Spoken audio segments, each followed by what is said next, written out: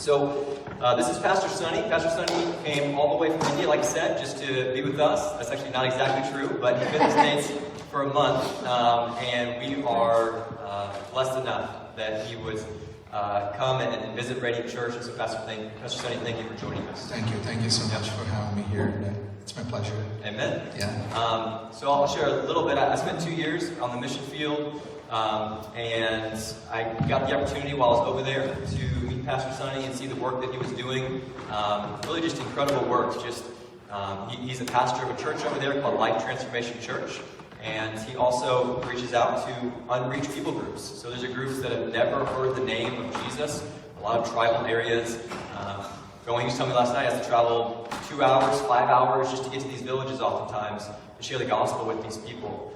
So it's really incredible what God's doing through him, his family, his wife, and his little baby, Viviana, 2 years old, right? Yes.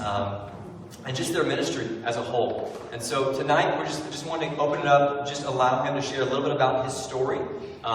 This Wednesday, we'll share more information, but this Wednesday he's going to share more about the ministry side of things. And then next Sunday, he'll be able to share even more as well. But tonight, I just want to share a little bit about Sonny. And so, Sonny, tell us a little bit about, just so we can see the full picture, what was your life like before you came to know Jesus? What were a few things you could share with us to help us get a full picture of that? Yeah, maybe I should start with how I was born and raised and all that. So, my mother could not have children for the first 5, 6 years of our marriage life. So my father, he was kind of wealthy guy, so he wanted a heir for the properties and all that. So he was really looking for a son. So since he waited so long, he told to my mom that, hey, honey, I'm sorry, since I think, you're not going to have children anymore. You're not going to have children at all. So you can stay with me, and I'm going to bring another wife, and I'll stay with her. And so I just need an heir. So, but she didn't like it. She wanted him to wait, but he couldn't wait. He brought her, and then after a year or so, she gave him a son. But they all were Hindus, so. My dad's second wife kind of ill-treated my mother because my mother couldn't have children. So they basically used her as a servant in the house. A lot of abuse towards my mom. So she was still hopeful, but she didn't know Jesus back then. They all were worshipping idols. So that's when she came across. She heard about Jesus Christ through a radio program.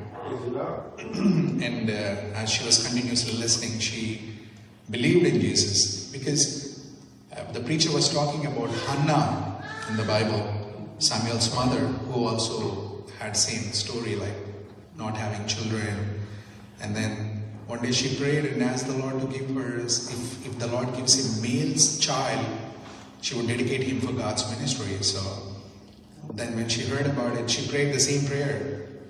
And then she was hoping in the Lord, and suddenly she also got pregnant after a few months. And then, but my father's second wife was promised that my mother is not going to have any children at all, which means her children will be the heir of the property. They will be the heir. So when she came to know that my mother was pregnant, she couldn't believe it. So then she and my father, both of them, forced my mother to abort the baby. Wow. Because they don't want competition.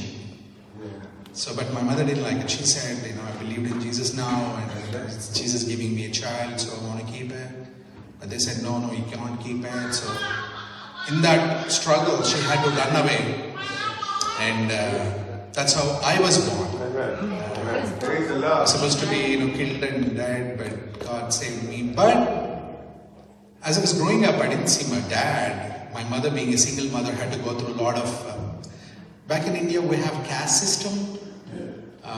Without your choice, if you're born into a certain family, you're considered as a low caste. So our Hindu brothers are high caste basically, so they treat you like, very badly. You don't have opportunity to have an equal right for education or hospitals. Even sometimes the water in the well, we can't take it because they think that if we touch the water, if we, quote unquote, low caste people, if we touch the water, they think it gets polluted and they can't drink it. So as I was going through all that, I was thinking the reason is my dad. My dad who left me and left my mother, it's all because of him. So I grew up having a lot of grudge against him. Yeah. In fact, I wanted to go and beat him and slap him. Because a lot of poverty. I still remember we were having only one meal a day.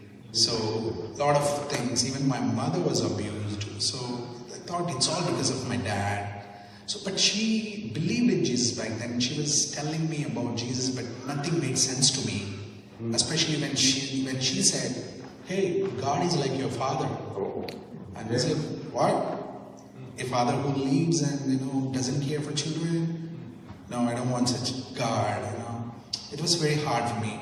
So anyways, I wanted to study well and become a lawyer just so that I can sue my dad. Because this guy has got a lot of property, he's enjoying, because through my common friends I was always inquiring about him, and he's really doing well with his second wife, and he's got other children as well. So I said, no, I don't want him to enjoy like that. Even I should get a share, so I want to be a lawyer and sue him and all that. So I was really studying well. But for some reason, I studied in a missionary school. Thank God missionaries came from even America. And even from some parts of Europe to India and started schools. Otherwise, people like me would not have been given the opportunity to study. That's where I could pick up my English a little bit. Praise the Lord. See, God has a different plan. So, up to my high school, it was free education, so I could do it really well. In order to be a lawyer, I have to go to a university, which is under, again, Hindu brothers. So, which means I have to pay a lot of money, which I could not. I didn't have. So, I was again discouraged. Again, the reason was my dad. So, I'm not able to pay the fee. So, I became poor, so it's because of my dad. So, I don't know, I was again discouraged, depressed. Then my mom came and said, "Hey, son, I've been telling you, I dedicated you for God's work. So, okay, since you are not able to join the college for this academic year, why can't you go to a Bible school that started by missionaries again?" School started by missionaries also. So since I could not go to the university, I ended up in a Bible school. This happens to be in a place called New Delhi, which is the capital of India. Wow. I just wanted to explore the city. I liked traveling. Yeah. So I just traveled my place to this capital city just to explore the city, just time pass and come back, and then start working and saving up money so that I can probably next academic year I could join. But in the Bible college, God spoke to me from Isaiah chapter 1 verse 4 and 5, where it says, "I have chosen you before you were formed in your mother's womb."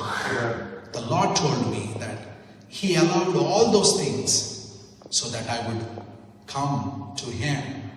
He told me, I was asking the Lord, then, I should have enjoyed the love of my father, mother, could have led it. You could have allowed me to have a nice family and then probably come to Bible school. I always had these questions like, why that? And the Lord said, I don't know whether you can understand this also, let me try. He said, you look at your co-brothers, that are born to my dad's second wife. Just because they were born into riches, none of them were responsible. All of them were into worldly things, they were even trying to sell the property one after the other. In fact, they were forcing my dad to sign the papers just so that they can sell the property and enjoy by themselves. They all were into, luxurious stuff and no responsible at all. And the Lord said, hey, you are a good, student. Of course, your motive is to become a lawyer and take revenge against your dad. But the thing is, I allowed all those things just so that you would become a responsible guy. And now I want you, if you dedicate your life in my hands, I will be your father and I will lead you. Of course, it took a while for me. That's when I dedicated my life to the Lord and said, Lord, here I am. Use me. I know I can't run away from you. I don't want to. There was a preacher who was talking about the book of Jonah and the story of Jonah. Yeah, praise God. So I thought, no, I can't run away. I don't want to be like a Jonah. So anyways, to cut the story short, I dedicated my life. Praise the Lord. That's how I came to know the Lord, brother.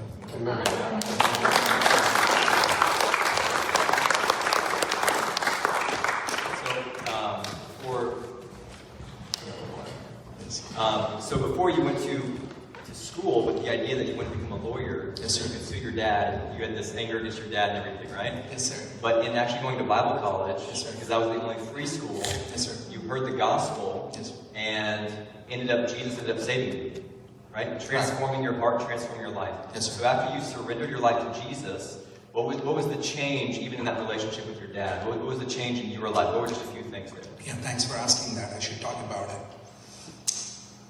Down the road, I really felt, there's a great freedom in my heart. All this while, I had this grudge against my dad. I want to really beat him because I went through a lot. I mean, probably just for time's sake, I can't share all that. I went through abuse. I went through, discouragement. I went through uttermost poverty.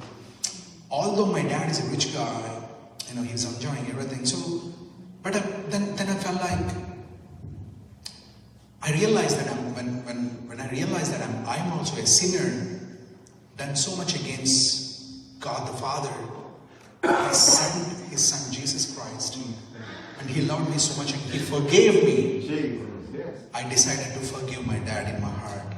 Though I never saw him actually up until that point. So I said I forgave him, and then after a few years, after graduating from my Bachelor of Theology, which is a 3 years course, so I did that. Then I went to do my Master of Divinity in a Baptist seminary in India, which is again 3 years. So after that, while I was there in my Master, during that course, during that time of while I was doing my Master of Divinity, I started praying that, Lord, please show my dad, just so that I would share the gospel with him. So the Lord heard my prayer. And somehow through the mutual family members, they arranged a meeting for me. Probably I think I was around 22 years old back then. That was the first time I met him. Wow. And I had to introduce myself, saying, Dad, I'm your son. So he was like, he took a pause. Wow. And then he realized, he asked me, oh yeah. Your face looks like, my son's, so I know. So are you the son of my mother's name? He said, yeah, I am. He said, the first question he asked, did you come to take revenge against me? He asked. I said, well, Dad, probably I would have if Jesus had not been in my heart now. Yeah. He's in my heart. That's why I trust him. I trust him with all my needs. Yeah. I was worried about, my needs. I was poor. I needed someone to take care of me. Nobody took care of me. That's why I was, angry with you. But now I realize the Lord takes care of my needs. See, I've completed my bachelor's and master's now. Wow. He provided for me. So I don't have anything against you, Dad. I love you. But I'm sure you don't have this peace because you are running, for your properties and issues. And they were running to the courts and all. So I said, Jesus can save you, and I shared the gospel, and he accepted it. Whoa. Praise the Lord. Praise the Lord. He came to Jesus. I didn't know that. Yeah. He accepted Christ